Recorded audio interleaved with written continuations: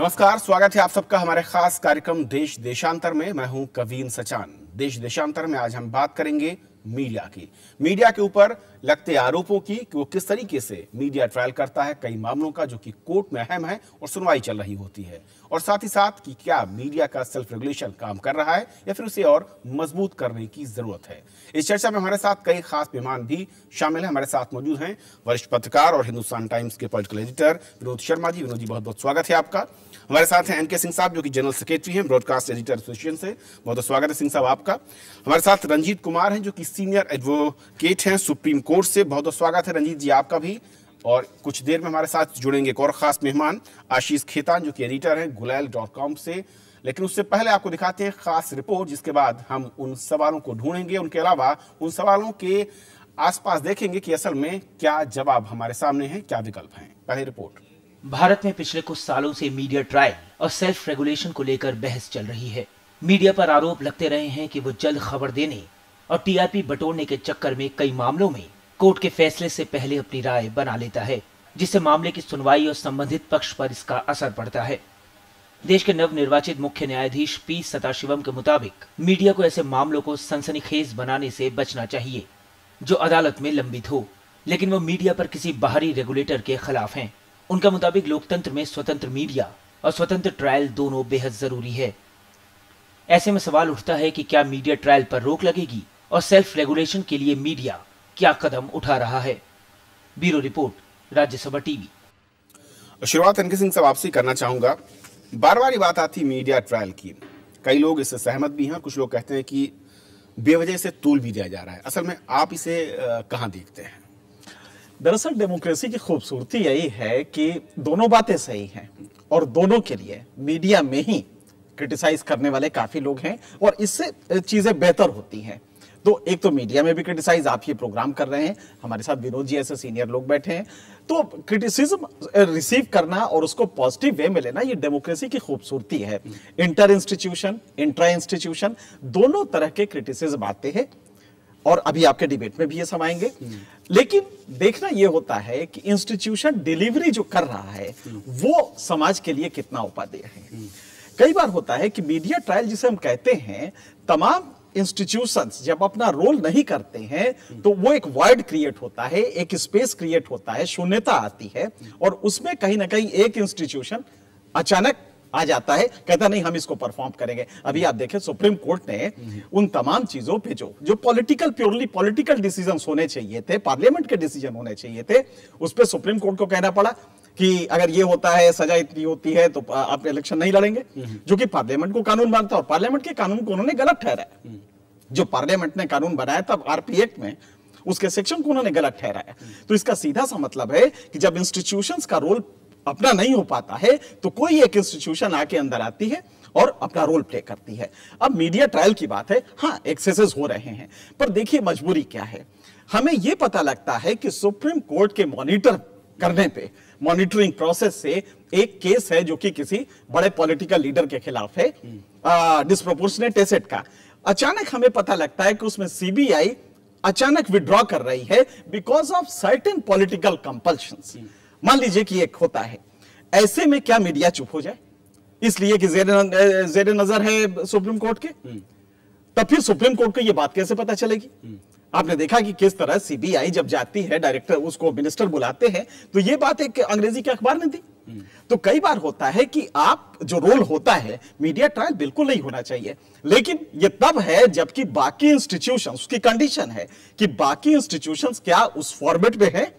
अगर नहीं है, संस्थाएं जिनकी जिम्मेदारी है संवैधानिक तौर पर, वो उन काम को सही से निर्वाह नहीं कर रही, तो फिर मीडिया वो संस्था है जो कि इंटरफेरेंस के जरिए आगे बढ़ाने का काम। सुप्रीम कोर्ट भी आता है, आगे पार्लियामेंट भी आ सकता है। आप देखें जिस तरह से कई बार होता है, आपको याद होगा कि अपार्थेड जो अमेरिका में था उसको पार्लियामेंट, यूएस कांग्रेस नहीं कर पाई, उसको 1956 में black versus board of education. मैं इस पर भी आऊंगा एनके सिंह साहब। रंजीत कुमार जी, मैं आपके पास आना चाहूंगा।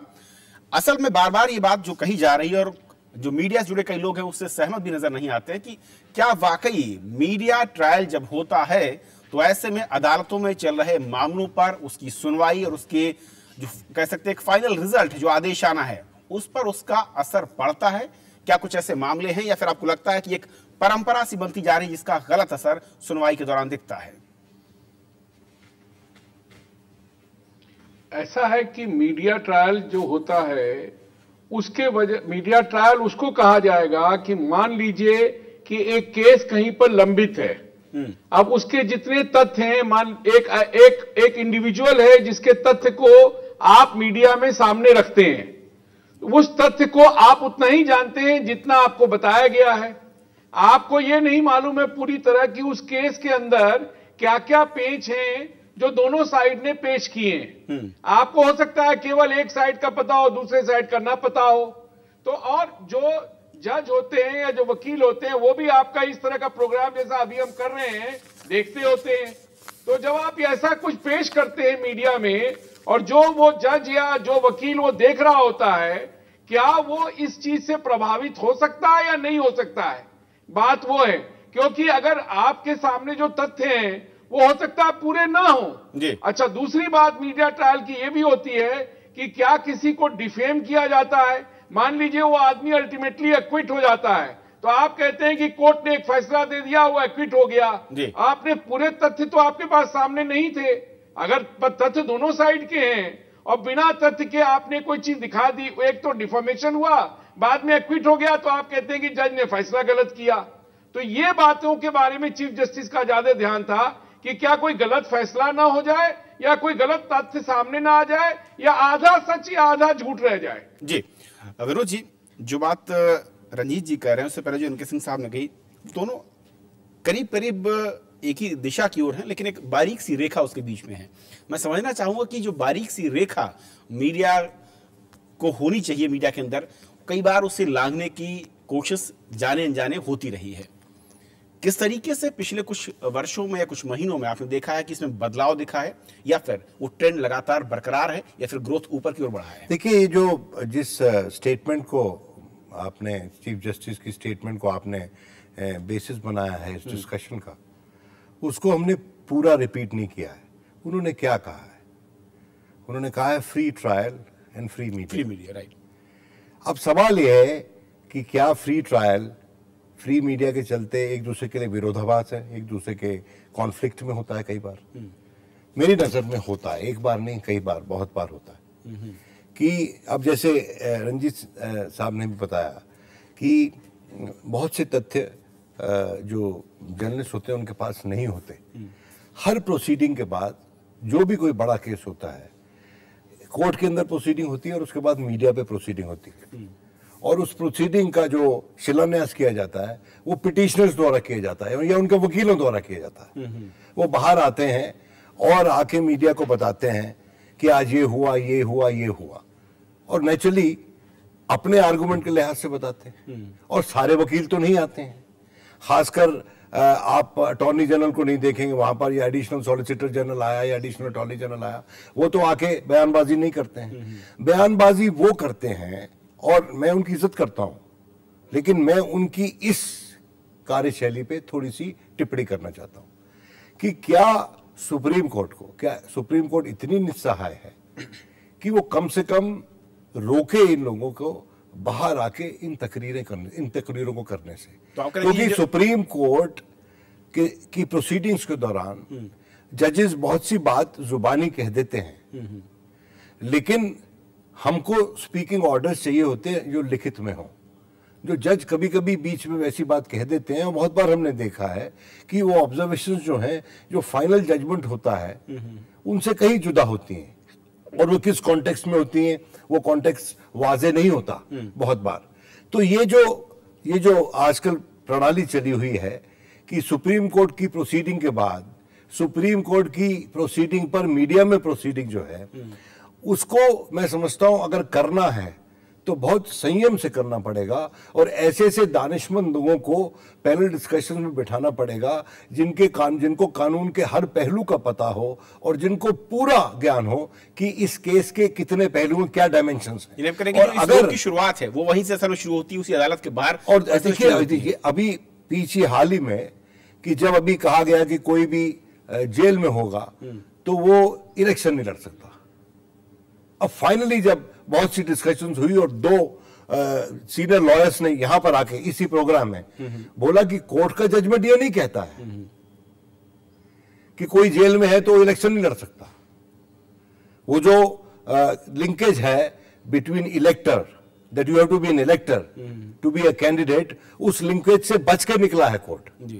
अब मुझे जब तक वो डिटेल जजमेंट मेरे सामने नहीं होगी, और बहुत बार कैसे ऐसा होता है कि जो डिटेल जजमेंट होती है वो सुप्रीम कोर्ट की वेबसाइट में रात बहुत देर से लेट आती है, राइट, और उससे पहले जो वक्तव्य देने होते हैं वो दे दिए जा चुके होते हैं, लंबी चर्चा, और जो लोगों को लिखकर भी कल जब जनता तक पहुंचाना होता है वो केस, तो उनके पास भी पर्याप्त समय नहीं होता है उस जजमेंट को अच्छे से पढ़ लें। तो वो ज्यादातर ऑपरेटिव पार्ट्स पढ़कर और उनको लिख देते हैं, और बहुत बार जो कॉन्टेक्स्ट होता है वो कहीं खो जाता है। आशीष, क्या आप सहमत हैं विनोद जी से?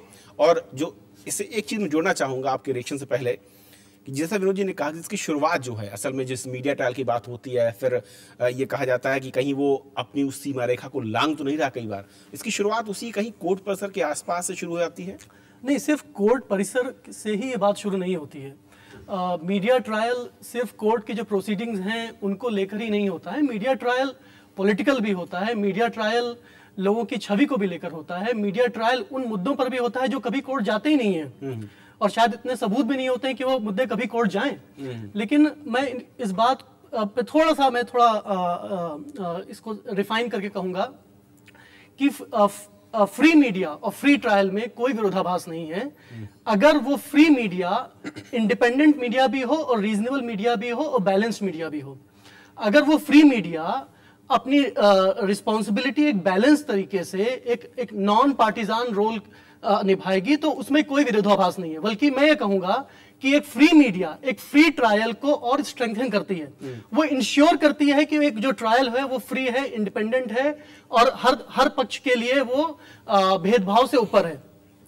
और दूसरी बात यह है कि आज के युग में मीडिया का बहुत बड़ा योगदान है और मीडिया का बहुत बड़ा रोल है। हम सिर्फ यहाँ पे मेन स्ट्रीम मीडिया की बात नहीं कर रहे हैं, हम यहाँ पे न्यूज चैनल्स अखबार की बात नहीं कर रहे हैं, यहाँ पर सोशल मीडिया भी है जिस पर आप किसी भी तरह की पाबंदी नहीं लगा सकते हैं। इस संदर्भ में जो ऑर्गेनाइज्ड मीडिया है उसका रोल और बड़ा हो जाता है। हमारा रोल कैसे और बड़ा हो जाता है कि हमें बहुत ही रिस्पॉन्सिबिलिटी के साथ अपना जर्नलिज्म करना चाहिए। हमें सिर्फ एक पक्ष को नहीं रखना चाहिए, हमें दोनों पक्ष, तीनों पक्ष, जितने भी पक्ष हैं सभी पक्ष को रखना चाहिए।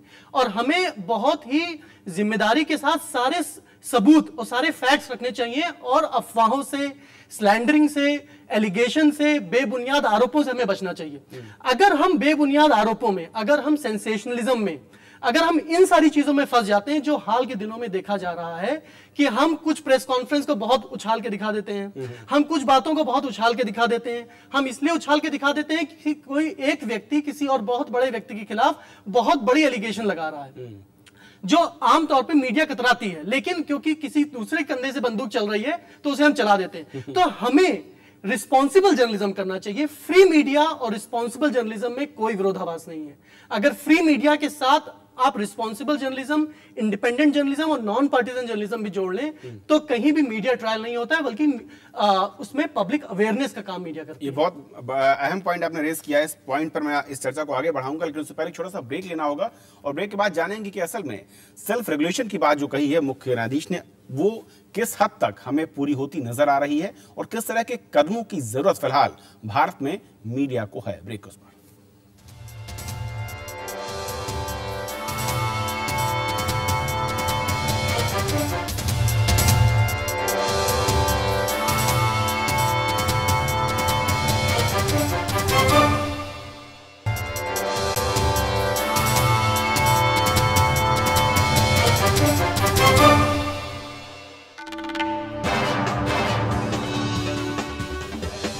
ब्रेक के बाद आपका फिर से स्वागत है। बात हो रही है आज भारतीय मीडिया की और उस पर लगते आरोपों की और सेल्फ रेगुलेशन की। चर्चा को आगे बढ़ाएं। इनके सिंह साहब, जो ब्रेक से पहले बात कही आशीष ने, उसमें एक चीज मैं जोड़ना चाहूंगा कि बार बार ये बात आती है, जो कि जैसे आशीष ने भी कहा कि तथ्यों को सामने लाकर परोस दिया जाए, सभी पक्षों के तथ्यों हों, ना कि किसी निष्कर्ष को दिखाया जाए, ना किसी एक लाइन लेते हुए किसी को आरोपी बना दिया जाए या किसी को मुजरिम साबित कर दिया जाए। लेकिन बार बार ये कदम बहकते क्यों हैं, रुकते क्यों नहीं उस सीमा रेखा पर आकर? बड़ा अच्छा सवाल है। आशीष ने बड़ा ही बहुत अच्छी तरह से इसको बताया कि फंडामेंटल्स उसके कैसे होने चाहिए। इतनी कम रूम में इतना अच्छा इन्होंने वो किया है। आप समझ सकते हैं कि इतने अच्छे जर्नलिस्ट हैं तो भविष्य कैसा होगा। विनोद जी बैठे हैं, लेकिन देखिए उसमें हो ये रहा है कि आप जरा देखें, we create a marketplace for competing ideas. ये फंडामेंटल है मीडिया का कि हम कंपीटिंग आइडियाज देते हैं। मैंने कहा कि साहब न्यूक्लियर पावर बहुत अच्छा है, इसमें पर मेगावाट 11 करोड़ तो लग रहा है, लेकिन फिर भी ये क्लीन है, एनवायरमेंट फ्रेंडली है। एक फैक्ट ये है। दूसरे में हमने कहा कि नहीं साहब डिसास्टर्स हो सकता है इंडियन कंडीशन में, ये दूसरा एक एस्पेक्ट है।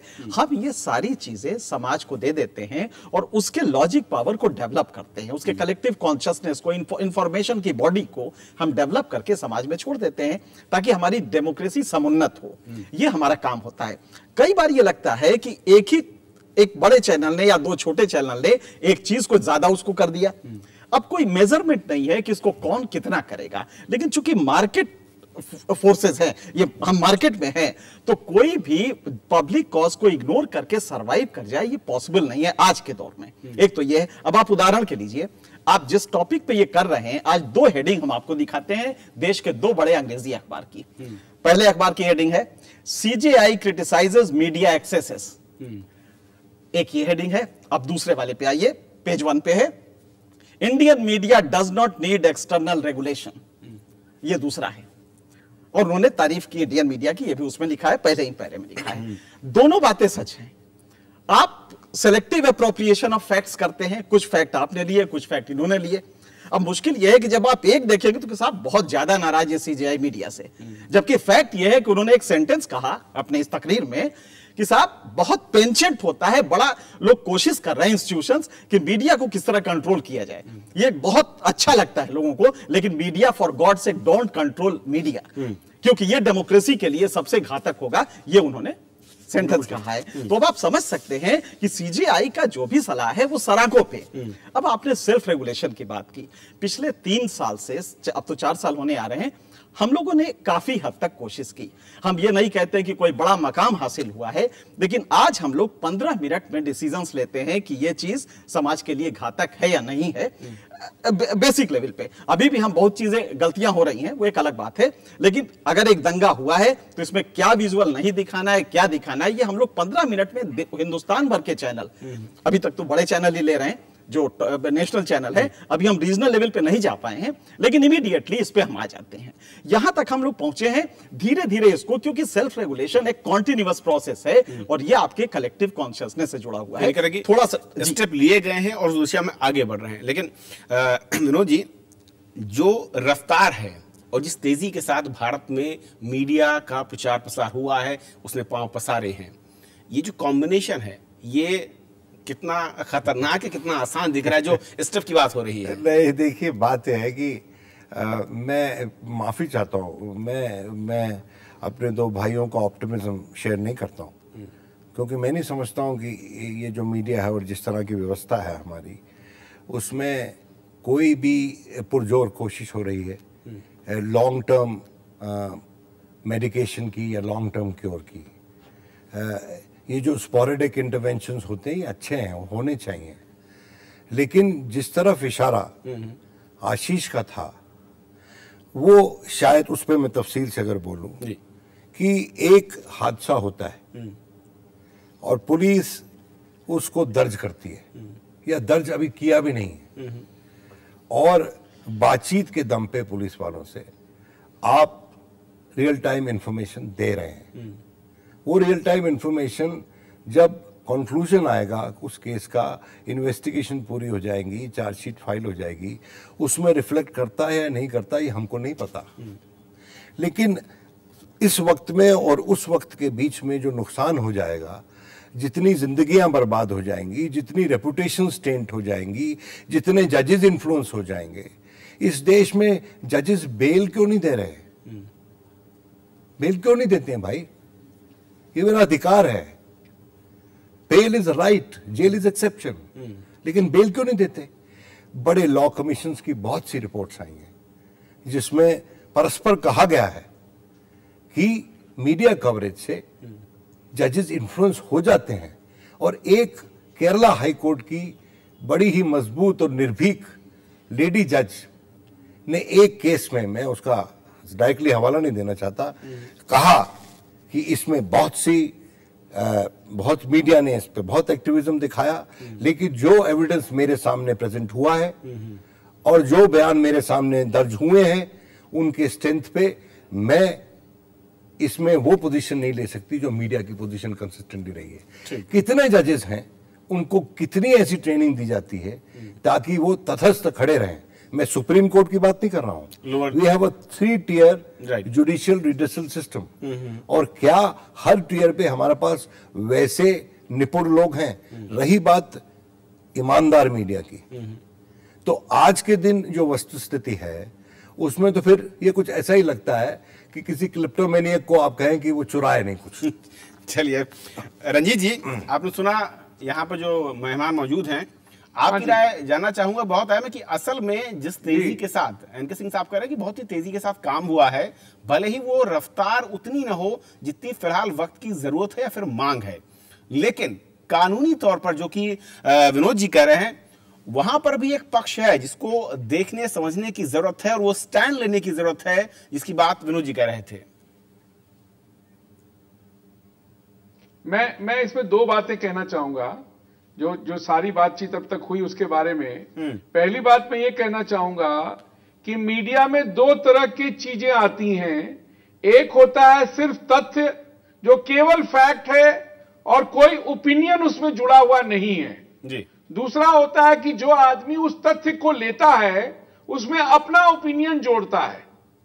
जब वो अपना ओपिनियन जोड़ता है उसमें, तो वो तथ्य का विश्लेषण हो गया, वो तथ्य नहीं रह गया अपने आप में, क्योंकि फैक्ट के बारे में उसका अपना क्या पर्सनल ओपिनियन है वो जोड़ दिया जाता है, और फिर ऐसा लगता है कि वो तथ्य उसी तरह के ओपिनियन के मुताबिक है। तो वो चीज एक गलत है जो नहीं होनी चाहिए। इसलिए ओपिनियन अपनी जगह पे है, तथ्य अपनी जगह पर है, नंबर 1।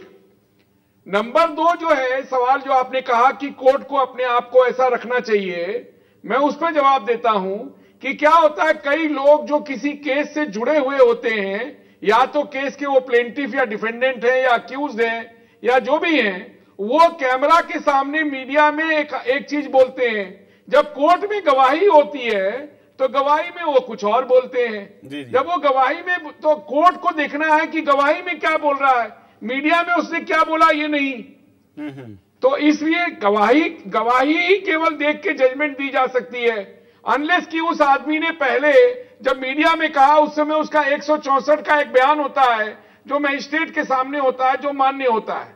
इसीलिए तो जज तो केवल गवाही जो कोर्ट में होगी वही देखेगा। जी आशीष, कुछ आप देखिए, मैं ये बात नहीं मानता हूं। देखिए, जहां पे फैक्ट्स होंगे वहां पे एनालिसिस भी होगी।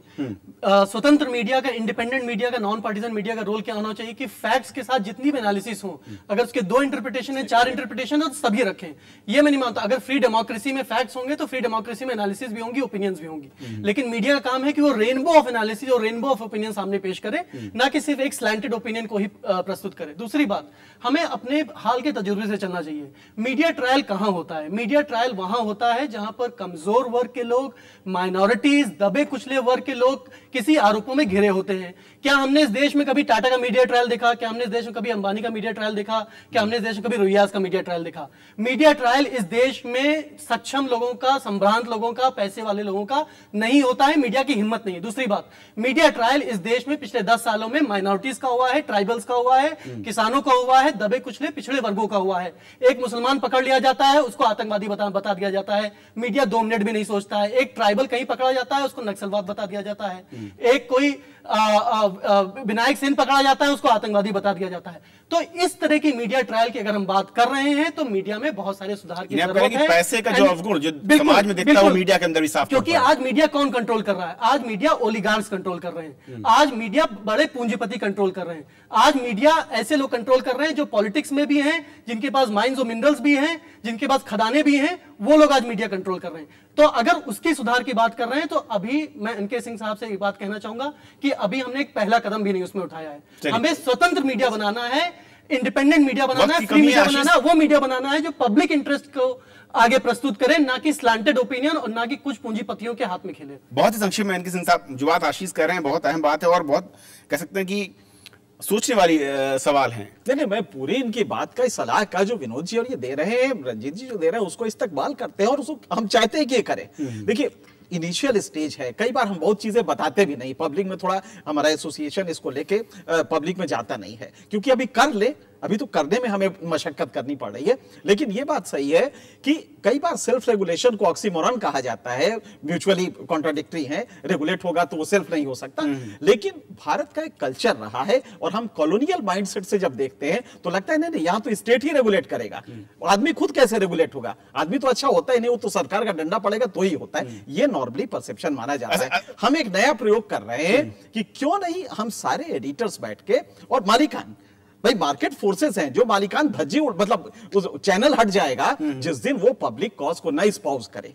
अगर एक नहीं करेगा दूसरा करेगा। कमी, लेकिन कोशिश कर रहे हैं हम लोग, पता नहीं कितना सफल होंगे, लेकिन एक प्रयास चल रहा है। जो आशीष ने बात की, मैं शायद उसी से खत्म करना चाहूंगी। असल में मीडिया को जरूरत है कि न तो किसी सरकार से रेगुलेट हो और न ही किसी प्राइवेट कंपनी से, और खड़ा हो तो सबके साथ और खिलाफ। एक्सटर्नल रेगुलेशन का मतलब ये नहीं कि सरकार का रेगुलेशन। आपके पास इंग्लैंड का एक मॉडल है, आपने तवज्जो दी कभी? हाल ही का मॉडल है, अभी हाल ही का मॉडल है, और उस पर चर्चा भी हुई है, लेकिन उस पर कोई ठोस कदम नहीं उठाया गया अभी तक।